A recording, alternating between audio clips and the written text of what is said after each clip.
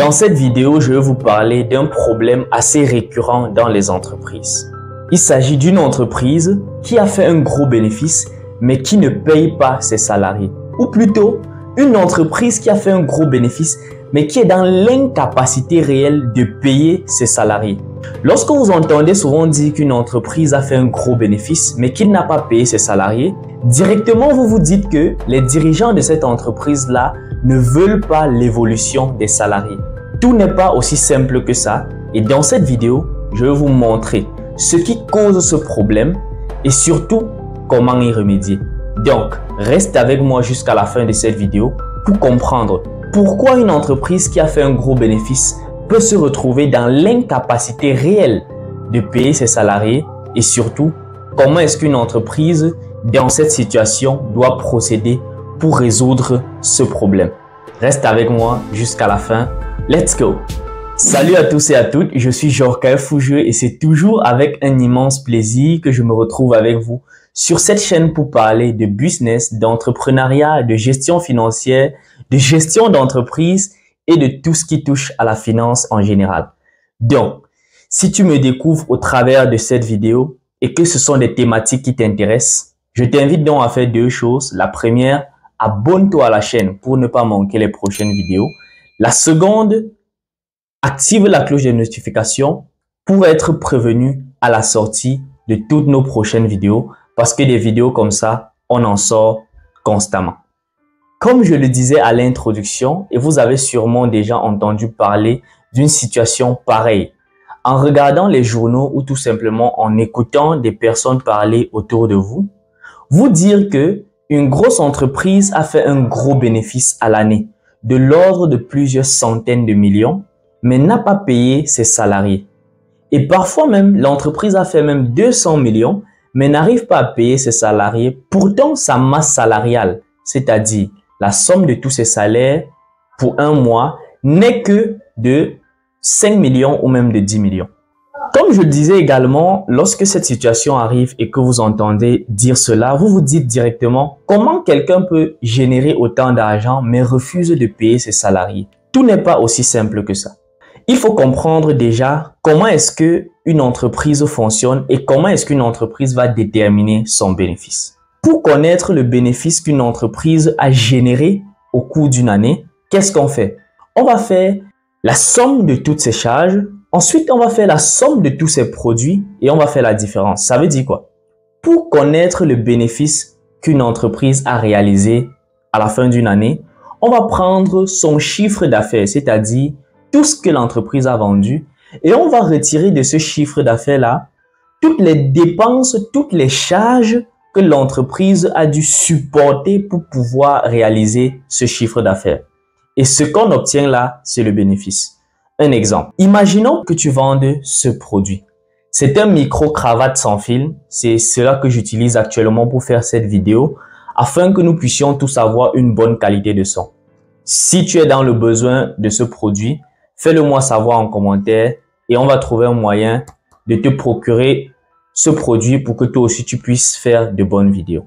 Comme je le disais, imaginons que tu vendes ce produit et que tu l'achètes à 10 000 francs. Tu achètes ce produit à 10 000 francs. Tu as donc des charges de communication, marketing, salarial et tout. Et la charge supplémentaire pour un produit est par exemple de 1000 francs. Ça veut donc dire que le produit te revient à 11 000 francs. Et donc, il y a un client qui va donc t'acheter ce produit à 15 000 francs. Qu'est-ce que ça veut dire? Ça veut dire que ce micro-cravate sans fil là, lorsque tu l'achètes à 10 000 francs, tu supportes des charges de 1000 francs et puis tu revends le produit à 15 000 francs. Très rapidement, on se rend compte que sur ce produit-là, tu as réalisé un bénéfice de 4 000 francs, à savoir 15 000 francs moins 11 000 francs et ça te fait donc un bénéfice de 4 000 francs. Pour les petites entreprises, tout se vend au comptant. Ça veut dire que quand tu as acheté, tu as payé cash et lorsque le client a acheté chez toi, il a immédiatement payé, donc tu as de la trésorerie. Ce qui n'est donc pas le cas chez la plupart des entreprises, surtout les grandes entreprises. Généralement, avec les grandes entreprises, comment est-ce que ça se passe? L'entreprise va donc acheter le produit, vendre le produit, mais ne va pas encaisser directement. Ça veut dire que le client qui a acheté le produit à 15 000 francs te dit bien, je vais acheter le produit à 15 000 francs, mais je vais te payer plutôt dans 2 mois. Là, tu commences donc à te rendre compte que tu as dépensé 12 000 francs pour acheter le produit. Tu as revendu le produit à 15 000 francs. Sur le papier, tu as effectivement fait un bénéfice de 4 000 francs. Mais si on vient dans ton entreprise et qu'on ouvre la caisse, on va se rendre compte qu'il y a 0 francs. C'est cette situation-ci, à une échelle beaucoup plus grande, qui fait en sorte que une entreprise fait un gros bénéfice de plusieurs centaines de millions, mais est incapable de payer ses salariés à la fin du mois. Ça veut dire que l'entreprise a acheté les produits, ça a vidé sa caisse, a vendu les produits à crédit et n'a pas encore récupéré l'argent venant de ses clients. Et c'est ce décalage-là qui fait en sorte que l'entreprise a fait un gros bénéfice sur le papier, mais réellement, au travers de sa caisse, est incapable de payer ses salariés parce que l'argent réel, l'argent physique, l'argent dans les comptes en banque, il n'y a pas. Donc, désormais, quand tu entends dire qu'une entreprise a fait un gros bénéfice, mais n'a pas payé ses salariés, il y a de fortes chances que l'entreprise soit dans la situation que je viens de se faire voir actuellement. Là, tout de suite, tu te poses donc la question, comment résoudre ce problème? Je vous ai promis à l'introduction que je devais vous donner la solution pour résoudre ce problème et c'est ce que je vais donc faire maintenant. Mais avant, si la vidéo te plaît, n'hésite pas à laisser un pouce bleu pour me montrer ton soutien comme d'habitude. Comment donc résoudre ce problème de façon concrète? Vous allez vous rendre compte que c'est quelque chose de très simple. Il suffit de s'assurer que le client paye comptant. Ou plutôt, de faire en sorte que le délai que ton fournisseur t'accorde pour le régler soit supérieur au délai que toi tu accordes à ton client pour te régler. Qu'est-ce que ça veut dire de façon concrète? Revenons à notre exemple des micro-cravates que tu es en train de vendre.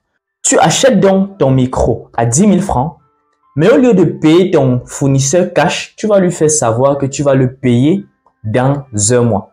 Tu fais tout ce qu'il y a à faire, tu vas payer les gens pour la publicité 1000 francs, ça tu peux payer cash. Mais au moment de vendre le produit, tu vas dire à ton client, je veux que tu me payes dans 15 jours. Si tout se passe comme prévu, tu n'auras jamais ce problème où tu as un bénéfice mais rien dans les caisses. Pourquoi? Parce que dans 15 jours, le client te paye. Et là, ça fait une rentrée d'argent.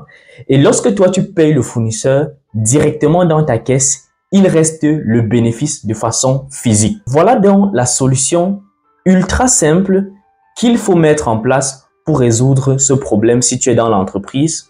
Ou alors, voilà donc comment est-ce que ça se passe pour ceux qui ne sont pas dans l'entreprise, mais qui souhaitent juste comprendre comment est-ce que ça fonctionne.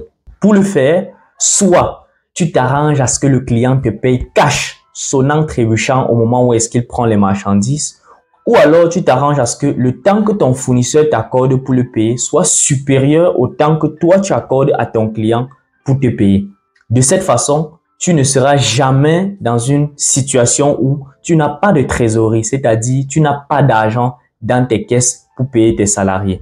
Si tu fais ça, jamais tu ne vas te retrouver à faire un gros bénéfice et être incapable de payer tes salariés. C'est donc ça que j'avais à partager avec vous dans cette vidéo. Si cette vidéo t'a plu, laisse un pouce bleu.